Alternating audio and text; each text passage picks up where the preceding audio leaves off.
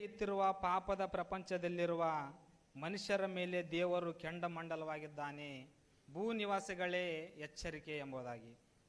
ಮತ್ತೊಂದು ಬಾರಿ ಹೇಳೋದಕ್ಕಾಗಿ ಇಷ್ಟಪಡ್ತೀನಿ ಪ್ರಿಯರೇ, ಮಿತಿಮೀರಿ ಬೆಳೆಯುತ್ತಿರುವ ಪಾಪದ ಪ್ರಪಂಚದಲ್ಲಿರುವ ಮನುಷ್ಯರ ಮೇಲೆ ದೇವರು ಕೆಂಡಮಂಡಲವಾಗಿದ್ದಾನೆ, ಭೂ ನಿವಾಸಿಗಳೇ ಎಚ್ಚರಿಕೆ. ಭಾಳ ನಾವು ಅದ್ಭುತವಾಗಿ ದೇವರ ಹೇಳಿದನ ಪ್ರಿಯರೇ. ಹಾಗಾಗಿ ನಾವು ದೇವರ ಮನಸ್ಸನ್ನು ಅರ್ಥ ಮಾಡಿಕೊಳ್ಬೇಕಾದ್ರೆ ಭಾಳ ಪ್ರಯಾಸ ಪಡಬೇಕಾಗಿದೆ. ಯಾಕಂದರೆ ದೇವರು ಹೇಳಬೇಕಾಗಿರೋಂಥ ವಿಷಯವನ್ನೆಲ್ಲವನ್ನು ಏನು ಮಾಡಿದ್ದಾನಂದರೆ ಈ ಸತ್ಯವೇದ ಗ್ರಂಥದಲ್ಲಿ ಬರೆಯಲ್ಪಟ್ಟಿದ್ದಾನೆ. ಹಾಗಾಗಿ ಈ ವಾಕ್ಯವನ್ನು ಕ್ರೈಸ್ತರಾದಂಥ ನಾವುಗಳು ಎಷ್ಟರ ಮಟ್ಟಿಗೆ ನಾವು ಪರಿಶೋಧಿಸ್ತಾ ಇದ್ದೀವಿ. ಯಾಕಂದರೆ ಈ ವಾಕ್ಯವನ್ನು ನಾವು ಪರಿಶೋಧನೆ ಮಾಡಿ ಈ ಭೂಲೋಕದಲ್ಲಿ ನಾವು ಯಾವ ರೀತಿಯಿಂದ ಬದುಕ್ತಿದ್ದೀವಿ ಎಂಬುದಾಗಿ ನಮ್ಮನ್ನು ನಾವೇ ಪರೀಕ್ಷಣೆ ಮಾಡುವಂಥ ಸಂದರ್ಭ ಒದಗಿ ಬಂದಿದೆ ಪ್ರಿಯರೇ. ಯಾಕಂದರೆ ಕ್ರೈಸ್ತರು ಈ ಲೋಕಕ್ಕೆ ಬೆಳಕು, ಈ ಲೋಕಕ್ಕೆ ಉಪ್ಪು ಎಂಬುದಾಗಿ ಕ್ರಿಸ್ತನು ನಮಗೆ ತೋರಿಸಿದ್ದಾನೆ. ಆ ಬೆಳಕು ಏನು ಮಾಡ್ತಿದೆ, ಆ ಉಪ್ಪು ಏನು ಮಾಡ್ತಿದೆ ಅಂತಂದರೆ ಲೋಕದಲ್ಲಿ ಒಂದಾಗಿದೆನಾ ಅಥವಾ ಪ್ರತ್ಯೇಕವಾಗಿ ಮಾಡಲ್ಪಟ್ಟಿದೆ ಅಂತ ನೋಡೋದಾದರೆ ಬಹಳಷ್ಟು ಜನ ಕ್ರೈಸ್ತರು ಏನಾಗಿದ್ದಾರೆ ಅಂತಂದರೆ, ನಾವು ಕ್ರೈಸ್ತರಂತೇಳಿ ಅನ್ಯ ಜನಗಳ ಸಂಗಡ ಕೂತುಕೊಂಡು ಅನ್ಯರಂತೆ ಒಂದು ಅವರು ಕಾರ್ಯಗಳಲ್ಲಿ ತೊಡಗುವಂಥದ್ದನ್ನು ನಾವು ನೋಡ್ತಿದ್ದೀವಿ ಪ್ರಿಯರೇ. ಅದಕ್ಕಾಗಿ ದೇವರು, ಯಾಕಂದರೆ ಈ ಪಾಪ ಎಂಬತಕ್ಕಂಥದ್ದು ಪ್ರಪಂಚದಲ್ಲಿ ಯಾಕೆ ಪ್ರಬಲವಾಗ್ತಿದೆ, ಯಾಕಂದರೆ ಮನುಷ್ಯರು ಮಾಡುವಂಥ ಅಪರಾಧಗಳನ್ನು ನೋಡಿ ದೇವರು ಯಾಕೆ ಸುಮ್ಮನೆ ಇದ್ದಾನ, ಸ್ವಲ್ಪ ಭಾಳ ನಾವು ಸವಿಸ್ತರವಾಗಿ ಆಲೋಚನೆ ಮಾಡಬೇಕಾಗಿದೆ. ಅದಕ್ಕಾಗಿ ನೋಡಿಕೊಳ್ಳೋಣ, ನಾವು ವಾಕ್ಯದ ಮುಖಾಂತರವಾಗಿ ನಾವು ನೋಡಿಕೊಳ್ಳೋಣ. ಯಾಕಂದರೆ ಪಾಪ ಎಂಬತಕ್ಕಂಥದ್ದು ಏನಂತಂದರೆ ಲೋಕಕ್ಕೆ ಆಶ್ಚರ್ಯಗೊಳ್ತಿದೆ. ಪಾಪ ಅಂದರೆ ಏನಪ್ಪ, ಈ ಮನುಷ್ಯನು ಪಾಪ ಅಂತಕ್ಕಂಥ ಅಂದರೆ ಜಾಸ್ತಿ ಈ ಮಾತನ್ನು ಬಳಸ್ತಾ ಇದ್ದಾನಲ್ಲ. ಪಾಪ ಅಂದರೆ ಏನು ಅಂದರೆ ಲೋಕದಲ್ಲಿ ನೋಡ್ತಾ ಇದ್ರೆ ಅಂದರೆ ಸುಳ್ಳು ಹೇಳ್ಬಾರ್ದು, ಕಳ್ಳತನ ಮಾಡಬಾರ್ದು, ಮೋಸ ಮಾಡಬಾರ್ದು, ವ್ಯಭಿಚಾರ ಮಾಡಬಾರ್ದು, ಕದಿಯಬಾರ್ದು, ಆಮೇಲೆ ಇದು ಏನಂತಂದ್ರೆ ಈಗಿನ ಹೊಟ್ಟೆ ಕಿಚ್ಚು ಪಡಬಾರ್ದು ಎಂಬುದಾಗಿ ಇನ್ನೂ ಭಾಳಷ್ಟು ವಿಧದಲ್ಲಿ ಹೇಳ್ತಾ ಇದ್ದಾರೆ. ಅದು ಸಾಮಾನ್ಯವಾಗಿ ಎಲ್ಲ ಮನುಷ್ಯರಿಗೆ ಗೊತ್ತು. ಪಾಪ ಎಂಬತಕ್ಕಂಥ ಒಂದು ಅಂಶ ಬಂದಾಗ ನಮ್ಮನ್ನು ಸ್ವಲ್ಪ ಸಾಧಾರಣವಾಗಿ ಅವರು ಭಿನ್ನವಾಗಿ ನಮ್ಮನ್ನು ಗುರುತಿಸುವಂಥದ್ದನ್ನು ನಾವು ಸಮಾಜದಲ್ಲಿ ನೋಡ್ತಿರ್ತೀವಿ ಪ್ರಿಯರೇ. ಅದಕ್ಕಾಗಿ ಅಷ್ಟಕ್ಕೂ ಪಾಪ ಎಂಬುವಂಥ ಅರ್ಥ ಈ ಪ್ರಪಂಚಕ್ಕೆ ಅರ್ಥವಾಗಿದೆ, ಖಂಡಿತವಾಗಿ ಅರ್ಥ ಆಗಿಲ್ಲ ಪ್ರಿಯರೇ. ಅದಕ್ಕಾಗಿ ಆ ಪಾಪ ಎಂಬುವಂಥ ಅರ್ಥ ಕ್ರಿಸ್ತರು ನಮಗೆ ತಿಳಿಸಿಕೊಟ್ಟಿದ್ದಾರೆ. ಪಾಪ ಅಂದರೆ ಏನು ಅಷ್ಟಕ್ಕೂ ಯೋಹಾನನು ಬರೆದ ಸುವಾರ್ತೆ, ಯೋಹಾನನು ಬರೆದ ಮೊದಲ ಪತ್ರಿಕೆಯಲ್ಲಿ 3ನೇ ಅಧ್ಯಾಯ 4ನೇ ವಚನ ನೋಡಿಕೊಳ್ಳೋಣ ಪ್ರಿಯರೇ. ಇಲ್ಲಿ ಏನು ಹೇಳ್ತದನಂತಂದ್ರೆ, ಪಾಪ ಮಾಡುವ ಪ್ರತಿಯೊಬ್ಬನು ಅಧರ್ಮ ಮಾಡುವನಾಗಿದ್ದಾನೆ, ಪಾಪವು ಅಧರ್ಮವೇ ಎಂಬುದಾಗಿ ಇಲ್ಲಿ ವಾಕ್ಯ ಹೇಳ್ತಿದ್ದ ಪ್ರಿಯರೇ. ಪಾಪ ಅಂದ್ರೆ ಏನಂದ್ರೆ, ಪಾಪ ಮಾಡುವ ಪ್ರತಿಯೊಬ್ಬನು ಅಧರ್ಮವನ್ನು ಮಾಡುವನಾಗಿದ್ದಾನೆ. ಧರ್ಮ ಮತ್ತೆ ಅಧರ್ಮ ಇವೆರಡಕ್ಕೂ ಬಹಳ ವ್ಯತ್ಯಾಸ ಇದೆ ಪ್ರಿಯರೇ. ಯಾಕಂದ್ರೆ ಧರ್ಮ ಅಂತಕ್ಕಂಥದ್ದು ದೇವರಿಂದ ಬಂದಿರುವಂಥದ್ದು, ಅಧರ್ಮ ಎನ್ನುವಂಥದ್ದು ಈ ಲೋಕದಿಂದ ಬಂದಿರತಕ್ಕಂಥದ್ದು, ಅಂದರೆ ಸೈತಾನನಿಂದ ಬಂದಿರುವಂಥದ್ದು. ಯಾಕಂದ್ರೆ ಅಧರ್ಮವನ್ನು ಅಂದರೆ ಸೈತಾನನ ಕಾರ್ಯಗಳಲ್ಲಿ ತೊಡಗಿದಂಥವ್ರು ಎಲ್ಲರೂ ದೇವ್ರಿಗೆ ಏನಾಗಿದ್ರಂತ ಪಾಪ ಎಂಬುದಾಗಿ ಹೇಳ್ತಿದೆ. ಯಾಕಂದ್ರೆ ಪಾಪ ಮಾಡೋ ಪ್ರತಿಯೊಬ್ಬನು ಅಧರ್ಮವನ್ನು ಮಾಡುವನಾಗಿದ್ದೇನೆ, ಪಾಪವು ಅಧರ್ಮ. ಅಧರ್ಮ ಅಂದರೆ ದೇವರಿಗೆ ವಿರುದ್ಧವಾದಂಥ ಕಾರ್ಯಗಳಲ್ಲಿ ತೊಡಗಿರುವಂಥದ್ದೇ ಪಾಪ ಎಂಬುದಾಗಿ ಇಲ್ಲಿ ವಾಕ್ಯ ಸ್ಪಷ್ಟವಾಗಿ ನಮಗೆ ತಿಳಿಸಿಕೊಡುವಂಥದ್ದಾಗಿದೆ ಪ್ರಿಯರೇ. ಹಾಗಾಗಿ ಇದೀಗ ಪಾಪ ಎಂಬುವಂಥ ಒಂದು ಅರ್ಥ ತಿಳ್ಕೊಂಡ್ವಿ, ಅಂದರೆ ದೇವರು ಹೇಳೋದಕ್ಕಾಗಿ ವಿರುದ್ಧವಾಗಿ ಜೀವಿಸುವಂಥದ್ದು ಪಾಪ ಎಂಬುದಾಗಿ ನಾವು ಸ್ಪಷ್ಟವಾಗಿ ನಾವು ಅರ್ಥ ಮಾಡಿಕೊಂಡ್ವಿ. ಇವಾಗ ಯಾರ್ಯಾರು ಪಾಪ ಮಾಡ್ತಾ ಇದ್ದಾರ, ಈಗ ಪಾಪ ಎಂಬತಕ್ಕಂಥ ಅಂದರೆ ನಾವೇನಂತಂದ್ರೆ ಸಮಾಜದಲ್ಲಿ ನಾವು ಏನು ಪಾಪ ಮಾಡಿಲ್ಲಲ್ಲ, ನಾವು ಯಾರನ್ನ ಕೆಲವಷ್ಟು ಜನ ಏನು ಮಾಡ್ತಾರಂತಂದರೆ ಲೋಕದಲ್ಲಿ ಒಳ್ಳೆ ರೀತಿಯಿಂದ ಅಂದರೆ ಸ್ವಲ್ಪ ಸಮಾಜದಲ್ಲಿ ಒಳ್ಳೆ ರೀತಿಯಿಂದ ಬದುಕುವಂಥವ್ರನ್ನು ಸ್ವಲ್ಪ ಜನ ಇರ್ತಾರೆ. ಅವ್ರು ಯಾರಿಗೆ ಹೊಡೆದಿರೋದಲ್ಲ, ಏನು ಇನ್ನೊಬ್ಬರ ಬಗ್ಗೆ ಆಲೋಚನೆ ಮಾಡಿರೋದಿಲ್ಲ, ಮತ್ತು ಲೋಕದ ವ್ಯವಹಾರಗಳಲ್ಲಿ ಅವ್ರು ಏನಾಗಿರಲ್ಲ ಅಂದ್ರೆ ಸ್ವಲ್ಪ ತೊಡಗಲಾರ್ದಂಗೆ ಅವ್ರು ಏನಾಗಿರ್ತಂದ್ರೆ ಪ್ರತ್ಯೇಕವಾಗಿ ಬದುಕುವಂಥವ್ರನ್ನ ಈ ಮಾತು ಕೇಳಿದ್ರೆ ನಾವು ಯಾವ ರೀತಿಯಿಂದ ನಾವು ಪಾಪ ಮಾಡಿಲ್ಲ ಎಂಬುದಾಗಿ ಅವ್ರು ಹೇಳ್ತಿರ್ತಾರೆ. ಯಾಕಂದರೆ ಇಲ್ಲಿ ದೇವರ ಧರ್ಮವನ್ನು ಮೀರಿ ನಡೆಯುವಂಥದ್ದು ಅಂದರೆ ದೇವರು ಹೇಳಿದಂಥದ್ದು ಏನು, ಪ್ರೀತಿ, ನೀತಿ, ಸತ್ಕಾರ್ಯ, ಆಮೇಲೆ ದಾನ, ಧರ್ಮ, ನೀತಿ ಕಾರ್ಯಗಳು ಇವೆಲ್ಲವನ್ನು ದೇವರಿಂದ ಬರುವಂಥದ್ದು. ಇದರಲ್ಲಿ ಯಾವ ರೀತಿಯಿಂದ ನಾವು ಮಾಡ್ತಾ ಇದ್ದೀವಿ, ನಾವು ಮಾಡ್ತಾ ಇದ್ದೀವಿ ಅಂತಂದ್ರೆ ಪ್ರತಿಯೊಬ್ಬರು ನಾವು ಒಂದರಲ್ಲಿ ನಾವು ವಿಫಲವಾಗಿರ್ತೀವಿ ಎಂಬುದಾಗಿ ನಮ್ಮನ್ನು ನಾವು ಪರೀಕ್ಷೆ ಮಾಡಿಕೊಳ್ಬೇಕಾಗಿದೆ ಪ್ರಿಯರೇ. ಹಂಗಾಗಿ ಯಾರ್ಯಾರು ಪಾಪ ಮಾಡ್ತಾ ಇದ್ದಾರೆ ಅಂದ್ರೆ ಪಾಪ ಮಾಡುವಂತಾರೆ ಅಂದ್ರೆ ಕ್ರೈಸ್ತರು ಏನಂತಾರೆ ಅಂದ್ರೆ ಲೋಕದಲ್ಲಿರ್ತಕ್ಕಂಥ ಅನ್ಯ ಜನರು ಏನು ಮಾಡ್ತಾರಂದ್ರೆ ಅವರು ಪಾಪ ಮಾಡ್ತಾರಪ್ಪ, ನಾವು ಕ್ರೈಸ್ತರಲ್ಲ, ನಾವು ಪಾಪ ಮಾಡ್ತಾ ಇಲ್ಲ ಎಂಬುದಾಗಿ ನಮ್ಮನ್ನು ನಾವು ಅವಾಗ ಹೊಗಳ್ಕೊಳ್ತಿರ್ತೀವಿ. ಹಾಗಾಗಿ ಯಾಕಂದ್ರೆ ನಾವು ಭ್ರಮೆಯಲ್ಲಿ ಇರ್ತೀವಿ. ನಮ್ಮನ್ನು ನಾವು ಸರಿಯಾಗಿ ಪರೀಕ್ಷೆಯನ್ನು ಮಾಡೋದಾದರೆ ನಮ್ಮ ನಿಜ ಸ್ವರೂಪ ಹೇಗೆ ಎಂಬುದಾಗಿ ಗೊತ್ತಾಗ್ತದೆ. ನಮ್ಮನ್ನು ನಾವು ಹೇಗೆ ಪರೀಕ್ಷೆ ಮಾಡಿಕೊಳ್ಳಬೇಕು? ಯಾಕಂದ್ರೆ ನಮ್ಮನ್ನು ನಾವು ಪರೀಕ್ಷೆ ಮಾಡಿಕೊಳ್ಳುವಂಥದ್ದು ಒಂದೇ ಒಂದು ಯಂತ್ರ, ಅಂದರೆ ಒಂದೇ ಒಂದು ಪರೀಕ್ಷೆ ಯಂತ್ರ ಅಂದರೆ ದೇವರ ವಾಕ್ಯ. ಯಾಕಂದರೆ ಸಾಮಾನ್ಯವಾಗಿ ನಾವು ನಮಗೆ ಅನಾರೋಗ್ಯದಲ್ಲಿ ಏರ್ಪೇರಾದಾಗ ನಮ್ಮನ್ನು ಏನು ಮಾಡ್ತಾರೆ ಅಂದರೆ ಒಂದು ಟೆಸ್ಟಿಂಗ್ ಲ್ಯಾಬಲ್ಲಿ ಕರ್ಕೊಂಡು ಹೋದಾಗ ಏನಾಗ್ತದೆ ಅಂತಂದರೆ ಅವ್ರು ನಮ್ಮನ್ನು ಒಂದು ಸ್ಕ್ಯಾನಿಂಗ್ ಕಳಿಸ್ತಿದ್ದಾರೆ. ಏನಂತಂದ್ರೆ ಒಂದು MRI ಸ್ಕ್ಯಾನಿಂಗ್ ಆಗಿರ್ಬೋದು, CT ಸ್ಕ್ಯಾನಿಂಗ್ ಆಗಿರ್ಬೋದು, ಇನ್ನು ಬೇರೆ ಬೇರೆ ವಿಧವಾಗಿ ಸ್ಕ್ಯಾನಿಂಗ್ ಸೆಂಟರ್ಗಳಿದ್ದಾವೆ. ಅದರಲ್ಲಿ ತೆಗೆದುಕೊಂಡು ಹೋದಾಗ ಅದು ಏನು ಮಾಡ್ತದೆ ಅಂತಂದರೆ ನಮ್ಮಲ್ಲಿರ್ತಕ್ಕಂಥ ನಮ್ಮ ಬಾಡಿ ಒಳಗೆ ಇರ್ತಕ್ಕಂಥ ಯಾವ ಅವಯವಗಳಲ್ಲಿ ಏನಾದರೂ ಲೋಪಗಳಿದ್ದರೆ ಅದು ನಮಗೆ ಎತ್ತಿ ತೋರಿಸುವಂಥದ್ದಾಗಿದೆ ಪ್ರಿಯರೇ. ಹಂಗಾಗಿ ಅಂದರೆ ನಮ್ಮ ಬಾಡಿಯಲ್ಲಿ ಇರ್ತಕ್ಕಂಥದ್ದು ಮಾತ್ರ ಅದು ತೋರಿಸುವಂಥದ್ದಾಗಿದೆ ಹೊರತಾಗಿ ನಮ್ಮ ಆತ್ಮದಲ್ಲಿ ನಮ್ಮ ಮನಸ್ಸಿನಲ್ಲಿ ಏನಿದೆ ಎಂಬುದಾಗಿ ಅದಕ್ಕೆ ಕಂಡುಹಿಡಿಯೋದಕ್ಕೆ ಆಗೋದಿಲ್ಲ.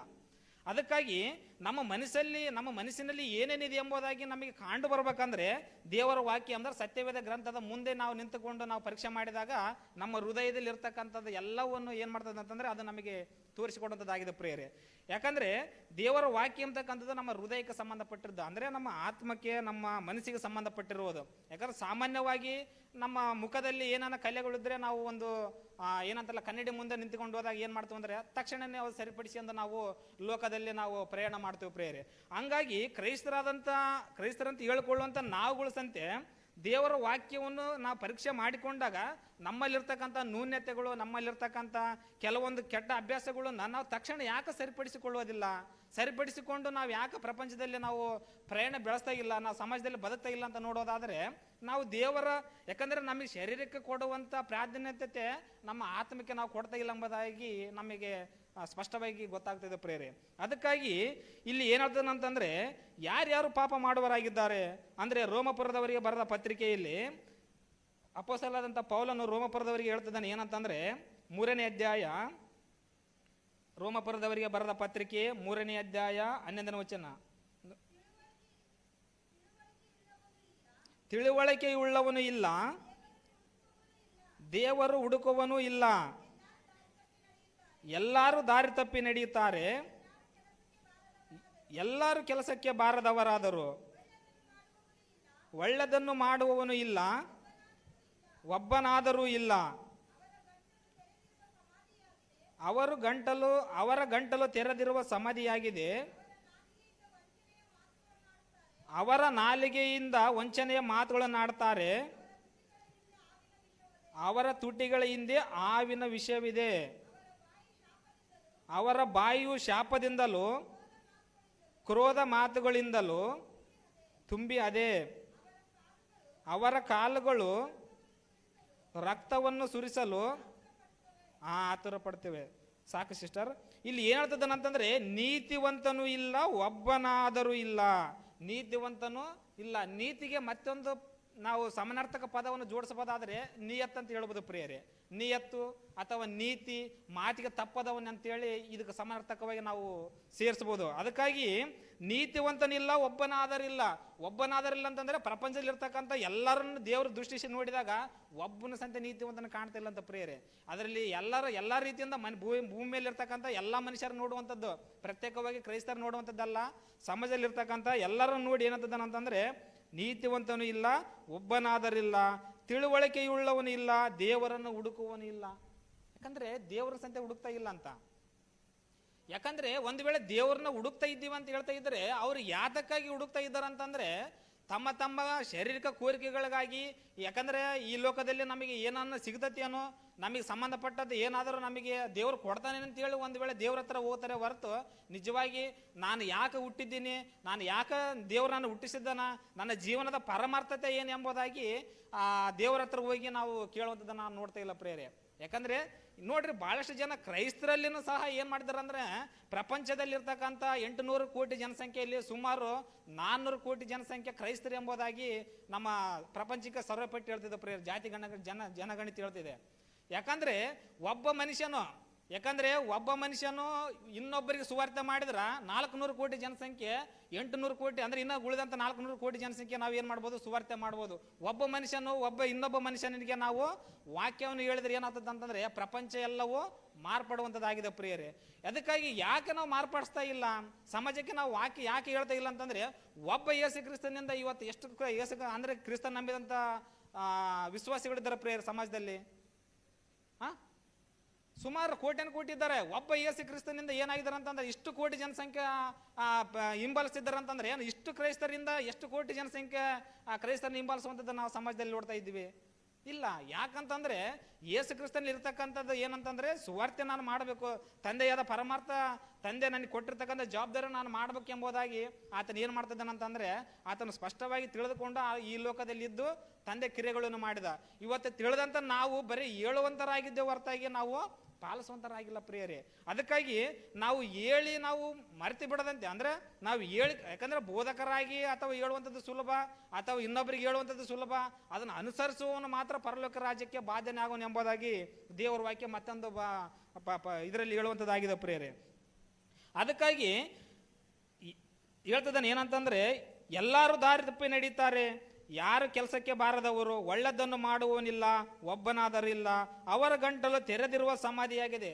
ಯಾಕಂದ್ರೆ ಸಮಾಧಿ ಏನಂತಂದ್ರೆ, ಒಂದು ವೇಳೆ ಸಮಾಧಿ ತೆಗೆದಾಗ ಅದು ಏನ್ ಮಾಡ್ತಂದ್ರೆ ಅದನ್ನ ಎಷ್ಟು ಜನ ಆದ್ರೂ ಅದನ್ನ ನುಂಗುವುದಕ್ಕಾಗಿ ಅದು ಸಿದ್ಧವಾಗಿರ್ತದೆ ಪ್ರಿಯರೇ. ಯಾಕಂದ್ರೆ ಸಮಾಧಿ ಅಂತಕ್ಕಂಥದ್ದು ಇದಲ್ಲ, ಅಗಲವಾಗಿರ್ತದಲ್ಲ, ಅದು ಏನಂತಂದ್ರೆ ಎಷ್ಟು ಜನ ಹಾಕಿದ್ರೂ ಅದು ಮುಚ್ಚಿಕೊಳ್ಳುವಂತ ಒಂದು ವ್ಯವಸ್ಥೆ ಇರ್ತೈತಿ. ಹಂಗಾಗಿ ಮನುಷ್ಯರು ಏನಂತಂದ್ರೆ ಹೇಳ್ತಿದ್ದಾನೆ ಏನಂತಂದ್ರೆ, ತೆರೆದಿರುವ ಸಮಾಧಿ ಅಂದ್ರೆ ಒಂದು ಸಮಾಧಿ ತರ ನಮ್ಮ ಏನಾಗಿದೆ ಅಂತಂದ್ರೆ ಮನುಷ್ಯರಾಗಿದ್ದಾರೆ, ಗಂಟಲಾಗಿದೆ ಎಂಬುದಾಗಿ ನಾವು ನೋಡ್ತಾ ಇದ್ವಿ. ಅವರ ನಾಲಿಗೆಯಿಂದ ವಂಚನೆ ಮಾತುಗಳನ್ನು ಆಡ್ತಾರೆ. ಅವರ ನಾಲಿಗೆ ಅಂದ್ರೆ ವಂಚನೆ ಮಾತುಗಳು ಅಂದ್ರೆ, ವಂಚನೆ ಅಂದ್ರೆ ಮೋಸ. ಯಾಕಂದ್ರೆ ಅವ್ನು ಮ್ಯಾಗ ನೋಡಿದ್ರೆ ಏನ್ ಮಾಡ್ತಾರೆ ಅಂದ್ರೆ ಸಿಹಿಯಾಗಿ ಮಾತಾಡ್ತಾರೆ, ಒಳಗ ನೋಡ್ತಾ ಇದ್ರಿಗೇನ ಹಾವಿನಂತ ವಿಷಯವಿದೆ ಎಂಬುದಾಗಿ ಮುಂದೆ ನೋಡ್ತಾ ಇದ್ವಿ. ಯಾಕಂದ್ರೆ ಆ ವಂಚನೆ ಮಾತುಗಳನ್ನು ಆಡ್ತಾರೆ, ಅವರ ತುಟಿಗಳ ಹಿಂದೆ ಹಾವಿನ ವಿಷವಿದೆ ಎಂಬುದಾಗಿ ಇಲ್ಲಿ ವಾಕ್ಯ ಸ್ಪಷ್ಟವಾಗಿ ನಮಗೆ ತಿಳಿಸುವಂಥದ್ದಾಗಿದೆ ಪ್ರೇರೆ. ಯಾಕಂದ್ರೆ ಒಂದು ವೇಳೆ ಹಾವು ಒಂದು ವೇಳೆ ಕಚ್ಚಿದಂಥ ಮನುಷ್ಯನು ಮಾತ್ರ ಸಾಯ್ತಾನೆ, ಪಕ್ಕದಲ್ಲಿರ್ತಕ್ಕಂಥ ಮನುಷ್ಯನು ಸಾಯುವುದಿಲ್ಲ. ಆದರೆ ಮನುಷ್ಯನ ತುಟಿಗಳಿಂದ ಹೊರಡುವಂಥ ವಿಷ ಇದಲ್ಲ, ಅದು ತನ್ನನ್ನು ತಾನು ಕೆಡಿಸಿಕೊಂಡು ಇಡೀ ಸಮಾಜವನ್ನೇ ಸಾಯಿಸುವಂಥ ಸಾಮರ್ಥ್ಯ ಉಳ್ಳದಾಗಿದೆ ಪ್ರೇರೆ. ಹಂಗಾಗಿ ಮನುಷ್ಯನ ತುಟಿಗಳಿಂದ ಏನದಂತಂದ್ರೆ ವಿಷ ಇದಂತ. ಯಾಕಂದ್ರೆ ಅದು ಒಂದು ವಿಷಯ, ಪ್ರಪಂಚದಲ್ಲಿರ್ತಕ್ಕಂಥ ಒಬ್ಬ ಮನುಷ್ಯನ ಏನನ್ನ ಮಾತಾಡ್ಬಿಟ್ರೆ ಇಡೀ ದೇಶನ ಬೆಂಕಿ ಎತ್ತಿರುವಂಥದ್ದನ್ನ ನಾವು ನೋಡ್ತಿದ್ವಿ ಪ್ರೇರೆ. ಎಲ್ಲೋ ಇರ್ತಾನ. ಯಾಕಂದ್ರೆ ಎಲ್ಲೋ ಇದ್ದಂಥ ಒಬ್ಬ ಮನುಷ್ಯನು ಏನು ಒಂದು ತತ್ವಿರುದ್ಧವಾಗಿ ಒಂದು ಮಾತುಗಳನ್ನು ಹೇಳಿಬಿಟ್ರೆ ಎಲ್ಲಿ ಬೇಕಾದ್ರೆ ಹೋರಾಟಗಳು ನಡೀತಾವ, ಎಲ್ಲಿ ಬೇಕಾದ್ರೆ ಬೆಂಕಿಗಳು ನಡೀತಾವ, ಎಲ್ಲಿ ಬೇಕಾದ್ರೆ ದಂಗೆಗಳು ನಡೀತಾವ ಪ್ರಿಯರೇ. ಯಾಕಂತಂದ್ರೆ ಆ ಮನುಷ್ಯನ ತುಟಿಗಳಲ್ಲಿ ಏನಿದೆ ಅಂತಂದ್ರೆ ಅಷ್ಟು ವಿಷಯ ಇದೆ. ಆ ವಿಷಯ ಏನ್ ಮಾಡ್ತದೆ ಅಂತಂದ್ರೆ ಇಡೀ ಪ್ರಪಂಚವನ್ನೇ ನಾಶ ಮಾಡುವಂತ ಒಂದು ಸಾಮರ್ಥ್ಯ ಉಳ್ಳದಾಗಿದೆ ಅಂತೇಳಿ ದೇವರು ಹೇಳುವಂಥದ್ದು ಮಾತುಗಳನ್ನು ನಾವು ಕೇಳ್ತಿದ್ದೇವೆ ಪ್ರಿಯರೇ. ಹಂಗಾಗಿ ಮುಂದೆ ಅವರ ಕಾಲುಗಳು ರಕ್ತವನ್ನು ಸುರಿಸಲು ಆತುರ ಪಡ್ತದೆ. ಅವರ ಕಾಲುಗಳು ಅಂದ್ರೆ ರಕ್ತವನ್ನು ಸುರಿಸುವಂಥದ್ದು ಅಂದ್ರೆ ಪಾಪವನ್ನು ಮಾಡೋದಕ್ಕಾಗಿ ಪ್ರೇರೇಪಣೆ ಪಡ್ತಿದ್ದಾನಂತೆ ಒಬ್ಬ ಮನುಷ್ಯನು. ಯಾಕಂದ್ರೆ ರಾತ್ರಿ ಮಕ್ಕಂದು ಬೆಳಗ್ಗೆ ಎದ್ದಾಗ ಏನಂತಂದ್ರೆ ಇವತ್ತು ನಾನು ಏನು ಮಾಡ್ಬೇಕು, ದೇವರಿಗಾಗಿ ನಾನು ಏನು ಮಾಡ್ಬೇಕು ಅಂತೇಳಿ ಆಲೋಚನೆ ಮಾಡ್ತಾ ಇದ್ರೆ ಕೆಲವಷ್ಟು ಜನ ಏನು ಮಾಡ್ತಾರೆ ಅಂದ್ರೆ, ನಾನು ಇವತ್ತು ಎದ್ದಿದ್ದೀನಿ, ನಾನು ಇವತ್ತು ಯಾರನ್ನ ಮೋಸ ಮಾಡಬೇಕು, ಯಾರ ಹತ್ರ ದೋಚಿಕೊಳ್ಬೇಕು, ಎಲ್ಲಿ ಕಳ್ತನ ಮಾಡಬೇಕು, ಎಲ್ಲಿ ಸುಳ್ಳು ಹೇಳಬೇಕು, ಎಲ್ಲಿ ಕೆಟ್ಟ ಕಾರ್ಯಗಳು ಮಾಡ್ಬೇಕಂತೇಳಿ ಅವರು ಸಿದ್ಧರಾಗುವಂಥದ್ದು ನಾವು ಸಮಾಜದಲ್ಲಿ ನೋಡ್ತಾ ಇದ್ದೀವಿ ಪ್ರಿಯರೇ. ಅದಕ್ಕಾಗಿ ಅವರ ಕಾಲುಗಳು ಏನಾಗಿದೆ ಅಂತಂದ್ರೆ ರಕ್ತವನ್ನು ಸುರಿಸಲ್ಲ, ಅಂದ್ರೆ ರಕ್ತ ಅಂದ್ರೆ ಪಾಪವನ್ನು ಮಾಡುವುದಕ್ಕಾಗಿ ಅವ್ರು ಏನಾಗ್ತಿದಾರೆ ಅಂತಂದ್ರೆ ಆತುರ ಪಡ್ತಿದ್ದಾರೆ ಎಂಬುದಾಗಿ ನಾವು ನೋಡ್ತಾ ಇದ್ದೀವಿ. ಅವರು ಹೋದ ದಾರಿಗಳಲ್ಲಿ ನಾಶನ ಸಂಕಟಗಳು ಉಂಟಾಗ್ತವೆ.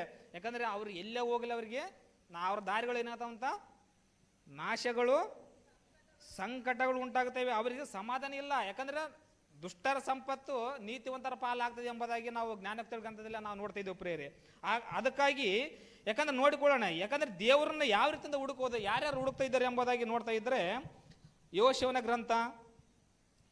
ಗ್ರಂಥದಲ್ಲಿ 22ನೇ ಅಧ್ಯಾಯ, ಯೋಶುವನ ಗ್ರಂಥ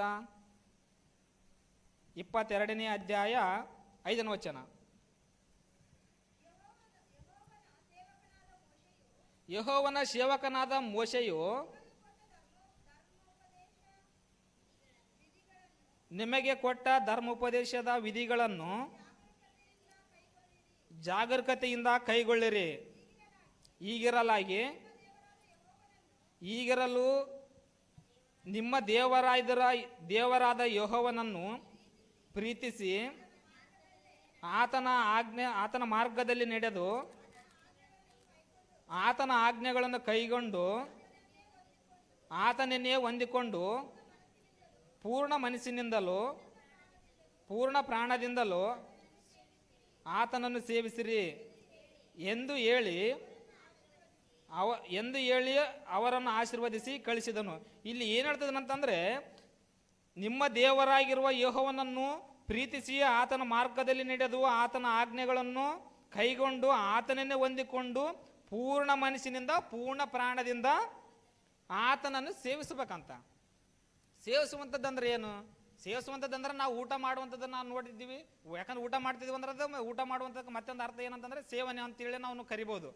ಯಾಕಂದ್ರೆ ಊಟ ಮಾಡುವಂಥದ್ದು ನೋಡಿದ್ರೆ ಸೇವನೆ ಅಂದ್ರೆ ದೇವರ ಮಾತುಗಳು ಸಂತೆ, ದೇವರ ವಾಕ್ಯ ಅಂದ್ರೆ ದೇವರು ಹೇಳಿದಂಥ ಮಾತುಗಳು ನಮಗೆ ಆತ್ಮಕ್ಕೆ ಆಹಾರ ಎಂಬುದಾಗಿ ನಾವು ನೋಡ್ತಾ ಇದ್ದೀವಿ. ಯಾಕಂದ್ರೆ ಈ ವಾಕ್ಯಗಳನ್ನು ನಾವು ಸೇವನೆ ಮಾಡ್ಬೇಕಂತ. ಸೇವನೆ ಅಂದ್ರೆ ನಮ್ಮ ಹೃದಯದಲ್ಲಿ ತೆಗೆದುಕೊಳ್ಬೇಕಂತ. ಯಾವ ರೀತಿಯಿಂದ? ಪೂರ್ಣ ಮನಸ್ಸಿನಿಂದ ಮತ್ತೆ ಪೂರ್ಣ ಪ್ರಾಣದಿಂದ.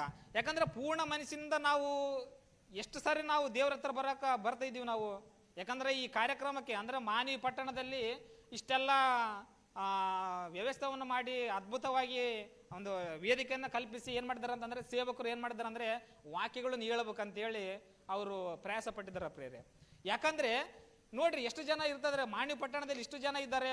ಇಡೀ ಕರ್ನಾಟಕದಲ್ಲಿ ಬೇರೆ ಬೇರೆ ರಾಜ್ಯಕ್ಕೆ ಇದೇನಾಗಿದೆ ಅಂತಂದ್ರೆ ಈ ಕಾರ್ಯಕ್ರಮ ಪ್ರಚಾರ ಆಗಿದೆ. ಯಾಕಂದ್ರೆ ಈ ಕಾರ್ಯಕ್ರಮಕ್ಕೆ ಬರ್ಬೇಕಂತೇಳಿ ಆಸಕ್ತಿಗೊಂಡವ್ರು ಎಷ್ಟು ಜನ. ಯಾಕಂದ್ರೆ ಅದೇ ಒಂದು ವೇಳೆ ಇದೇ ಸ್ಟೇಜಲ್ಲಿ ಒಂದು ವೇಳೆ ನಾವು ಪಾರ್ಟಿಯನ್ನು ಇಟ್ಕೊಂಡ್ರೆ ಅದು ಕುಡಿಯುವಂಥದ್ದು ಇಟ್ಕೊಂಡ್ರೆ ಇದು ಸ್ಟೇಜ್ ಜೋಡೋದಿಲ್ಲ ಪ್ರೇರೆ. ಇದು ತುಂಬಿ ಹೊರಗಡೆ ನಿಂತ ಕೇಸ್ ಏನು ಮಾಡ್ತಾರ. ಯಾಕಂದ್ರೆ ಅಂದ್ರೆ ಲೋಕದಲ್ಲಿ ಇಂಥ ಕೆಟ್ಟ ಕಾರ್ಯ ಮಾಡುವುದಕ್ಕಾಗಿ ಅಷ್ಟು ಜನ ಬರ್ತಾರೆ. ದೇವರ ಮಾತುಗಳನ್ನು ಅರ್ಥ ಮಾಡಿಕೊಂಡು ಜೀವನದ ತಮ್ಮ ಪರಮಾರ್ಥತೆಯನ್ನು ತಿಳಿದುಕೊಳ್ಳೋದಕ್ಕಾಗಿ ಈ ಲೋಕಕ್ಕೆ ಅಂದ್ರೆ ಈ ಲೋಕದಲ್ಲಿರ್ತಕ್ಕಂಥ ಮನುಷ್ಯರು ಏನು ಮಾಡ್ತಾರೆ ಅಂತಂದ್ರೆ ದೇವರ ವಾಕ್ಯವನ್ನು ಕೇಳೋದಕ್ಕಾಗಿ ಅವ್ರು ಇಷ್ಟಪಡ್ತಾ ಇಲ್ಲ. ಯಾಕೆ ಇಷ್ಟಪಡ್ತಾ ಇಲ್ಲ ಅಂತಂದ್ರೆ, ಇವ್ರನ್ನ ಏನ್ ಮಾಡ್ತಾನಂತಂದ್ರೆ ದೇವರು ಇವ್ರನ್ನ ಕೈ ಬಿಟ್ಬಿಟ್ಟಾನಂತೇಳಿ ಮತ್ತೊಂದು ವಾಕ್ಯದಲ್ಲಿ ನಾವು ನೋಡುವ ವಾಕ್ಯದಲ್ಲಿ ಬರೆಯಲ್ಪಟ್ಟಿದೆ ಪ್ರೇರೆ. ಅಲ್ಲಿ ಏನಿದೆ ಅಂತಂದ್ರೆ ಯಾಕಂದ್ರೆ ಪೂರ್ಣ ಮನಸ್ಸಿಂದ ಪೂರ್ಣ ಪ್ರಾಣದಿಂದ ಯಾಕೆ ಹುಡುಕ್ತಾ ಇಲ್ಲ ಅಂತಂದ್ರೆ ಹೇಳ್ತಾ ಇದ್ದಾನೆ. ಕೊರಿಂಥದವರಿಗೆ ಬರೆದ ಮೊದಲ ಪತ್ರಿಕೆ 13ನೇ ಅಧ್ಯಾಯ 4ನೇ ವಚನದಲ್ಲಿ, ಸ್ವಾರಿ ಪ್ರೇರೆ, ಮತ್ತೈನ ಬರೆದ ಸುವಾರ್ತೆ 22ನೇ ಅಧ್ಯಾಯ 35ನೇ ವಚನ.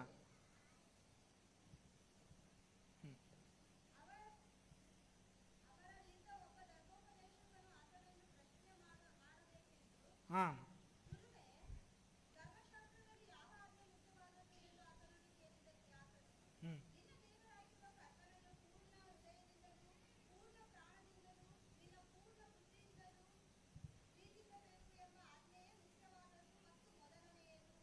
ಇಲ್ಲಿ ಏನ್ ಹೇಳ್ತದಂತಂದ್ರೆ, 1ನೇ ಶತಮಾನದಲ್ಲಿರ್ತಕ್ಕಂಥ ಧರ್ಮೋಪದೇಶಕನು ಯೇಸು ಕ್ರಿಸ್ತನನ್ನು ತಪ್ಪು ಹಿಡಿಬೇಕಂತೇಳಿ ಆತನ ಏನ್ ಮಾಡ್ತದಾನಂತಂದ್ರೆ ಪರೀಕ್ಷೆ ಮಾಡ್ತಿದ್ದಾನೆ, ಒಂದು ಪ್ರಶ್ನೆ ಕೇಳ್ತಿದ್ದಾನೆ.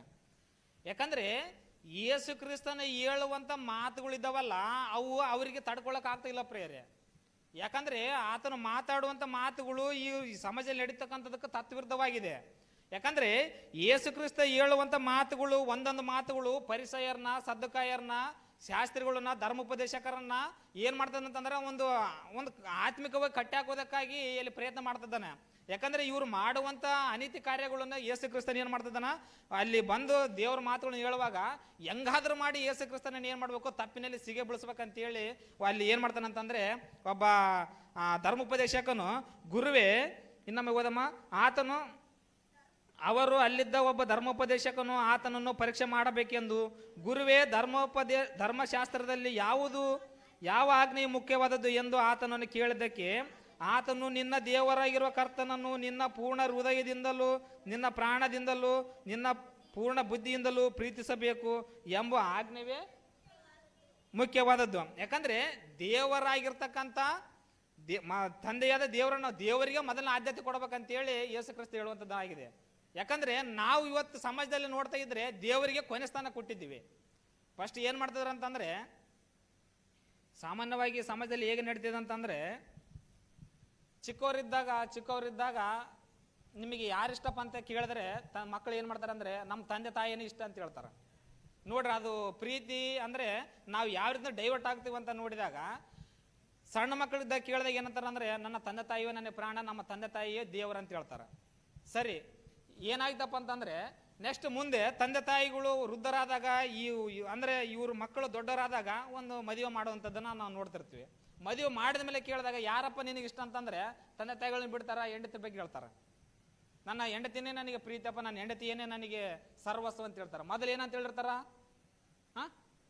ತಂದೆ ತಾಯಿಗಳು ಹೇಳ್ತಾರೆ. ತಂದೆ ತಾಯಿಗಳ ಪ್ರೀತಿಯನ್ನು ತೆಗೆದುಕೊಂಡು ಇವ್ರು ಏನ್ ಮಾಡ್ತಾರೆ, ಡೈವರ್ಟ್ ಆಗಿ ತನ್ನ ಹೆಂಡತಿ ಬಗ್ಗೆ ಹೇಳ್ತಾರೆ. ಒಂದ್ ವೇಳೆ ಹುಡುಗಿನ ಕೇಳಿದ್ರೆ ಏನ್ ಮಾಡ್ತಾಳ, ಒಂದ್ ವೇಳೆ ನನ್ನ ಗಂಡನೇ ನನಗೆ ಪ್ರಾಣ ಅಂತ ಹೇಳ್ತಾರೆ.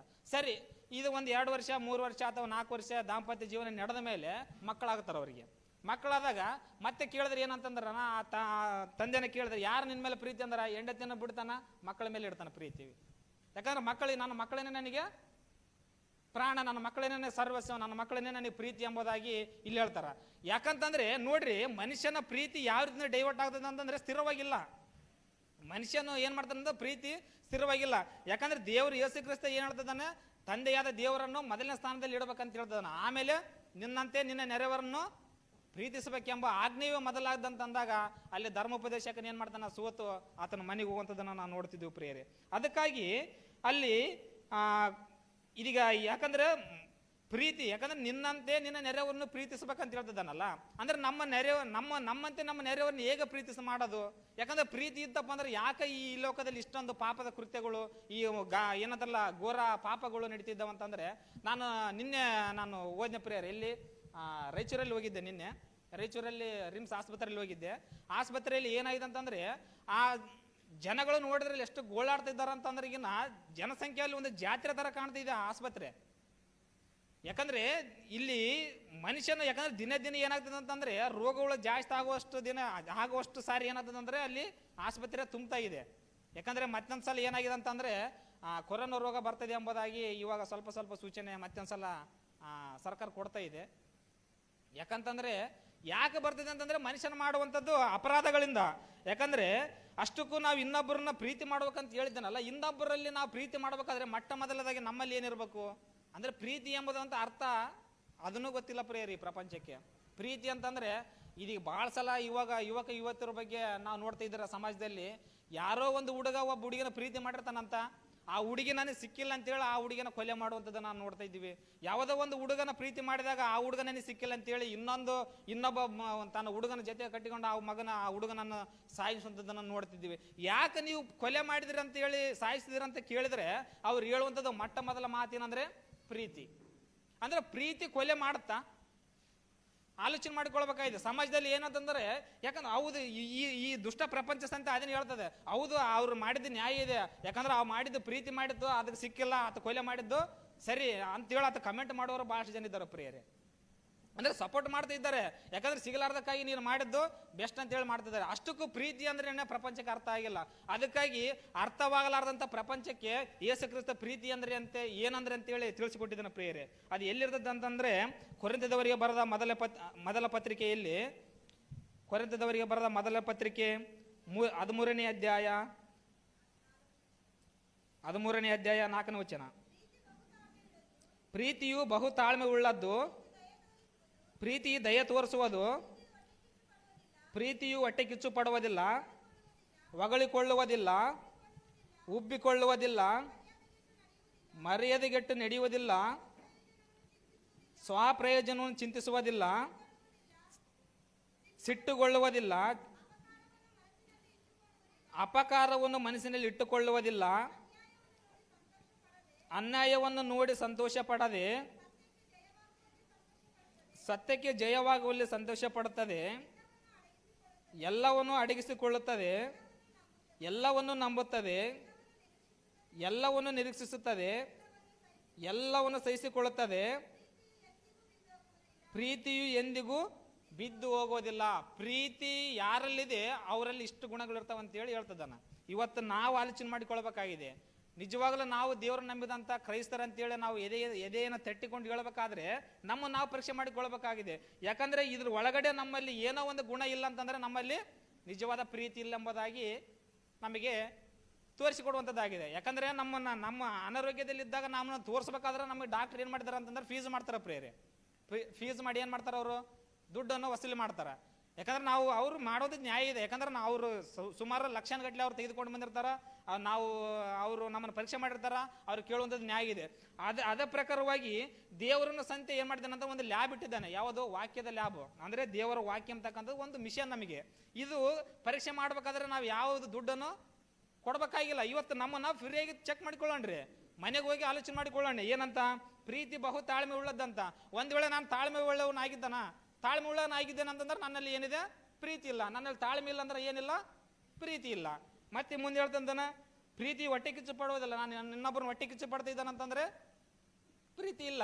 ಹೊಟ್ಟೆ ಕಿಚ್ಚು ಪಡೋದಿಲ್ಲ ಅಂತಂದ್ರೆ ನನ್ನಲ್ಲಿ ಪ್ರೀತಿ ಇದೆ ಅಂತೇಳಿ ನಮ್ಮನ್ನು ನಾವು ಪರೀಕ್ಷೆ ಮಾಡಿಕೊಳ್ಬೇಕಾಗಿದೆ. ಯಾಕಂದ್ರೆ ಉಚಿತವಾಗಿ ಕೊಟ್ಟಿದ್ದಾನೆ.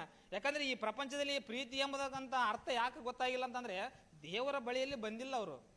ದೇವರ ಮಾತುಗಳನ್ನು ಕೇಳೋದಕ್ಕಾಗಿ ಅವ್ರಿಗೆ ಇಷ್ಟ ಇಲ್ಲ. ಯಾಕಂತಂದ್ರೆ ದೇವರ ಮಾತುಗಳನ್ನು ಇಷ್ಟೊಂದು ಯಾಕಿಲ್ಲ ಅಂತಂತ ಹೇಳ್ತಾ ಇದ್ದಾನಂತಂದ್ರೆ, ಈ ಮಾರಣ ಕಾಂಡಗಳು ಯಾಕೆ ನಡೀತಿದ್ದಾವೆ, ಇಷ್ಟೊಂದು ಅತ್ಯಾಚಾರಗಳು ಯಾಕೆ ನಡೀತಿದ್ದಾವೆ, ಘೋರವಾದ ಪಾಪಗಳು ಯಾಕೆ ನಡೀತಿದ್ದಾವೆ ಅಂತಂದ್ರೆ ದೇವರವ್ರ ಕೈ ಬಿಟ್ಟುಬಿಟ್ಟನ ಪ್ರಿಯರೇ. ಯಾಕಂದ್ರೆ ಒಬ್ಬ ಮನುಷ್ಯನು, ಯಾಕಂದ್ರೆ ತನ್ನ ಮಕ್ಕಳು ಏನೋ ಒಂದು ವೇಳೆ ತಪ್ಪು ಮಾಡಿದಾಗ ಶಿಕ್ಷೆ ಕೊಟ್ಟಾಗ ಆ ಮಗನು ತಿದ್ದಿಕೊಳ್ಳದಿದ್ದರೆ ಕೊನೆಗೆ ಏನು ಮಾಡ್ತಾನೆ ಅಂದ್ರೆ ತಂದೆ, ನೀನು ಆಗಿಬಿಡಪ್ಪ ಅಂತೇಳಿ ಆತನ ತಂದೆ ಕೈ ತೊಳೆಯುವಂಥದ್ದು ನಾವು ನೋಡ್ತಿದ್ದೇವೆ ಪ್ರಿಯರೇ.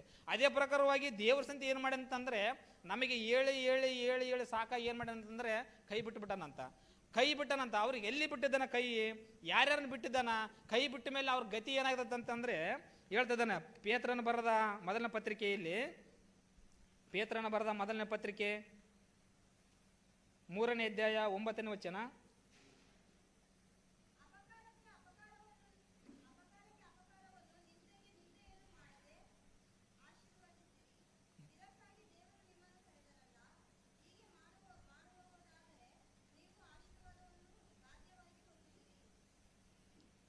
ಅದಲ್ಲ ಪ್ರೇಯರೇ, ಬೇರೆ ಇದೆ ವಚನ.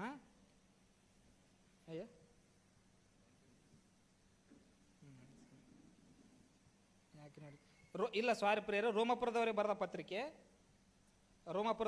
ಪತ್ರಿಕೆ 2ನೇ ಅಧ್ಯಾಯ 8ನೇ ವಚನ.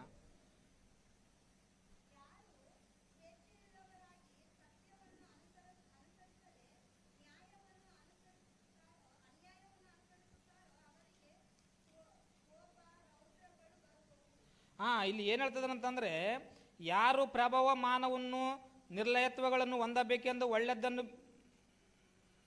8ನೇ ವಚನ, ಯಾರು ಸ್ವೇಚ್ಛೆ ಉಳ್ಳವರಾಗಿ ಸತ್ಯವನ್ನು ಅನುಸರಿಸದೆ ಅನ್ಯಾಯವನ್ನು ಅನುಸರಿಸ್ತಾರೋ ಅವರಿಗೆ ಕೋಪ ರೌದ್ರಗಳು ಬರುವವು. ಕೆಟ್ಟದ್ದನ್ನು ನಡೆಸುವ ಪ್ರತಿಯೊಬ್ಬನ ನರಪ್ರಾಣಿಗೆ ಕಷ್ಟವೂ ಸಂಕಟವೂ ಬರುವವು. ಯಾಕಂತಂದ್ರೆ ಮುಂದೆ ಹೇಳ್ತಿದ್ದಾನೆ ಏನಂತಂದ್ರೆ, ಪ್ರಭಾವ ಮೊದಲು ಯಹೂದ್ಯರಿಗೆ ಮೊದಲು, ಆನಂತರ ಗ್ರೀಕರ ಸಹಾಯ ಅಂತ ಹೇಳ್ತಿದ್ದಾನೆ. 1ನೇ ಶತಮಾನದಲ್ಲಿ ಏನಂತಂದ್ರೆ ದೇವರು ಸ್ವೇಚ್ಛೆ ಅಂದ್ರೆ ಇಷ್ಟಾನುಸಾರವಾಗಿ ಬದುಕುವಂತ ಮನುಷ್ಯನಿಗೆ ಏನಂತ ಬರ್ತಾವಂತ?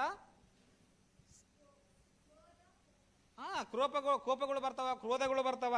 ಯಾಕಂತಂದ್ರೆ ದೇವರ ಅಂದ್ರೆ ಅನ್ಯಾಯವನ್ನು ಅನುಸರಿಸುವಂತ ಮನುಷ್ಯರಿಗೆ ದೇವರು ಏನ್ ಮಾಡ್ತಾನಂತಂದ್ರೆ ಕೋಪವನ್ನು ಬರುವಂಥದ್ದನ್ನು ನಾವು ನೋಡ್ತಾ ಇದ್ದೇವೆ ಪ್ರೇರೆ. ಯಾಕಂದ್ರೆ ಈ ಪ್ರಪಂಚದ ಮೇಲೆ ಯಾಕಂದ್ರೆ ಅನಿತ್ಯ ಕಾರ್ಯಗಳು ಜಾಸ್ತಿ ನಡೀತಿದ್ವು ಅಂತಂದ್ರೆ ದೇವರು ಅವ್ರನ್ನ ಕೈ ಬಿಟ್ಟಿದ್ದಾನೆ. ಕೈ ಬಿಟ್ಟಾಗ ಏನಾಗ್ತದಂದ್ರೆ ಇವ್ರು ಇಷ್ಟಾನುಸಾರವಾಗಿ ಅವ್ರು ಜೀವನ ಮಾಡ್ತಿದ್ದಾರೆ.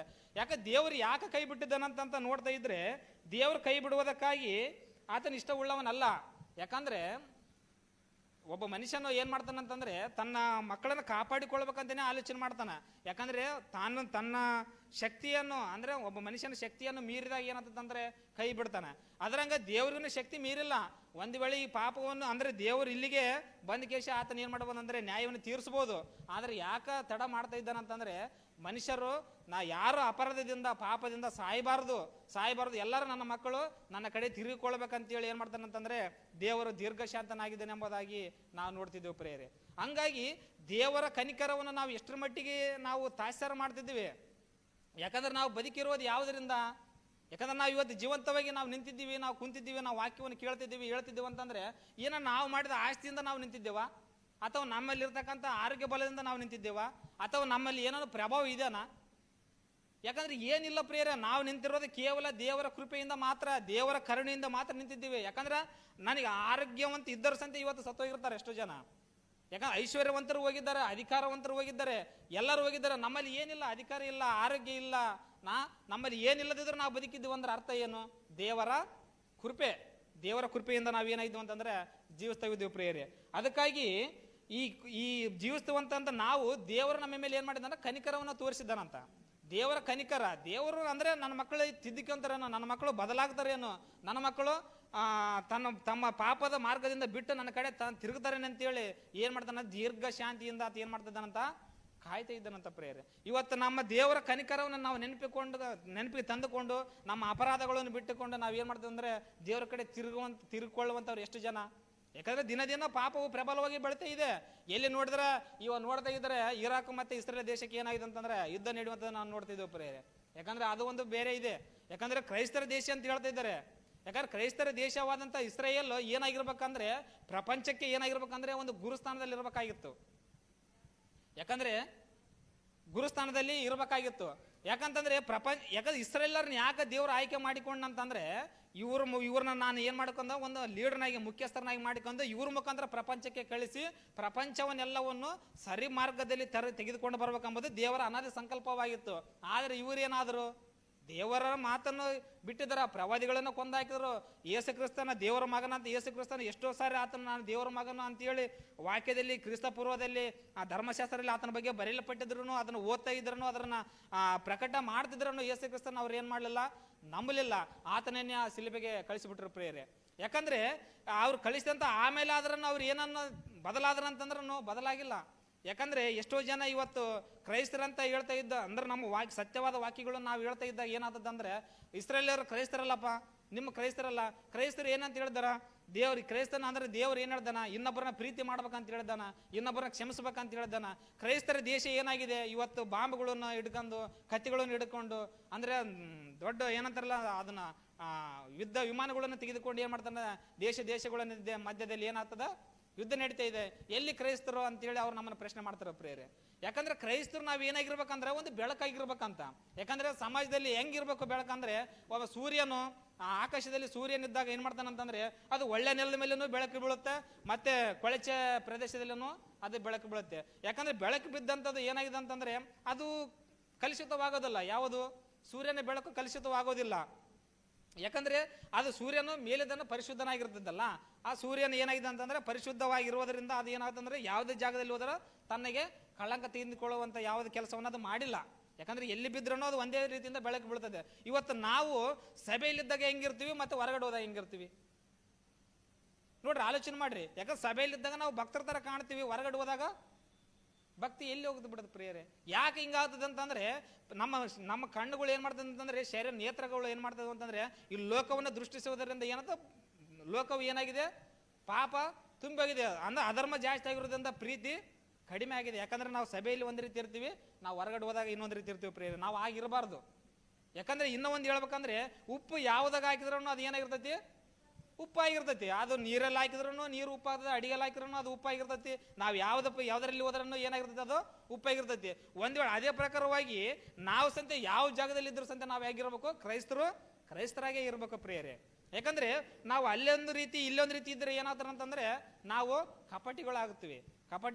ಕಪಟಿಗಳಾದ್ರಿಂದ ನಾವು ದೇವರ ರಾಜ್ಯಕ್ಕೆ ನಾವು ಹೋಗೋದಿಲ್ಲ. ದೇವರ ರಾಜ್ಯದಲ್ಲಿ ನಾವು ಇದ್ದೀವಿ, ಪರಲೋಕಕ್ಕೆ ನಾವು ಹೋಗೋದಿಲ್ಲ ಪ್ರಿಯರೇ. ಹಂಗಾಗಿ ಸಮಯ ಬಹಳ ಆಗಿದೆ ಪ್ರಿಯರೇ. ಯಾಕಂದ್ರೆ ಅರ್ಧ ಗಂಟೆ ಅಂತ ನನಗೆ ಸಮಯ ಕೊಟ್ಟಿದ್ರು, ಅರ್ಧ ಗಂಟೆ ಮೇಲಾಗಿದೆ. ಯಾಕಂದ್ರೆ ಇನ್ನೂ ಅರ್ಧ ಗಂಟೆ ಆಗ್ಬೋದು. ಯಾಕಂದ್ರೆ ಸಮಯದ ಅಭಾವ ಇರೋದ್ರಿಂದ ನಾನು ಇಲ್ಲಿಗೆ ಮುಕ್ತಾಯ ಮಾಡೋದಕ್ಕಾಗಿ ನಾನು ಪ್ರಯತ್ನಿಸ್ತೇನೆ. ಲಾಸ್ಟ್ ವಚನವನ್ನು ಹೇಳಿ ನಾನು ಮುಗಿಸೋದಕ್ಕಾಗಿ ನಾನು ಪ್ರಯತ್ನ ಮಾಡ್ತೀನಿ ಪ್ರಿಯರೇ. ಎಜ್ಕೇಲನ ಗ್ರಂಥ 14ನೇ ಅಧ್ಯಾಯ 12ನೇ ವಚನ.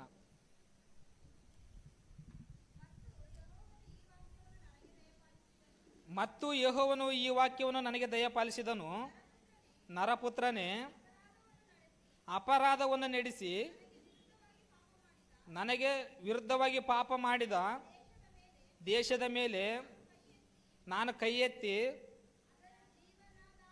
ಅದರ ಜೀವನಾಧಾರವನ್ನು ತೆಗೆದುಬಿಟ್ಟು ಕ್ಷಾಮವನ್ನು ಬರಮಾಡಿ ಜನಪಶುಗಳನ್ನು ಅದರೊಳಗಿಂದ ನಿರ್ಮಲ ಮಾಡುವ ಪಕ್ಷದಲ್ಲಿ, ಇಲ್ಲಿ ಏನ್ ಹೇಳ್ತದನಂತಂದ್ರೆ ಪ್ರಿಯರೇ, ದೇವರಿಗೆ ವಿರುದ್ಧವಾಗಿ ಬದುಕಿದಂತ ಯಾವುದೇ ದೇಶವಾಗಿರ್ಬೋದು, ಪ್ರಪಂಚದಲ್ಲಿ ಯಾವುದೇ ದೇಶದ ಮೇಲೆ ಆಗಿರ್ಬೋದು, ನಾನು ಕ್ಷಾಮವನ್ನು ತೆರತಾನೆ ಅಂತ ಹೇಳ್ತದಾನ. ಕ್ಷಾಮ ಅಂತಂದ್ರೆ ಬರ ಹೊಂದುವಂಥದ್ದು ಘೋರವಾದಂಥದ್ದು. ಅಂದ್ರೆ ಅದು ಯಾವ್ದು ಅಂಟು ರೋಗದ ಮುಖಾಂತರವಾಗಿರ್ಬೋದು, ಇನ್ನ ಮತ್ತೆ ಏನಂತಂದ್ರೆ ಬೇರೆ ಬೇರೆ ಕಾರಣಗಳಿಂದ ಆಗಿರ್ಬೋದು.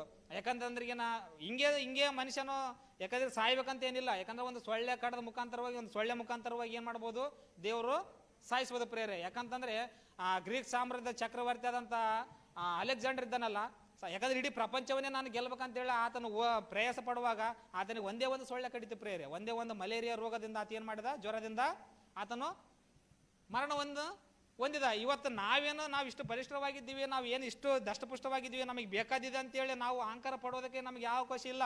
ಯಾಕಂದ್ರೆ ಇನ್ನೂ ಸಿಂಪಲ್ ಆಗಿ ಹೇಳ್ಬೇಕಂದ್ರೆ ಕೊರೋನಾ ಅಂತಕ್ಕಂಥ ಒಂದು ವ್ಯಾಧಿ ಬಂತು 1919ರಲ್ಲಿ.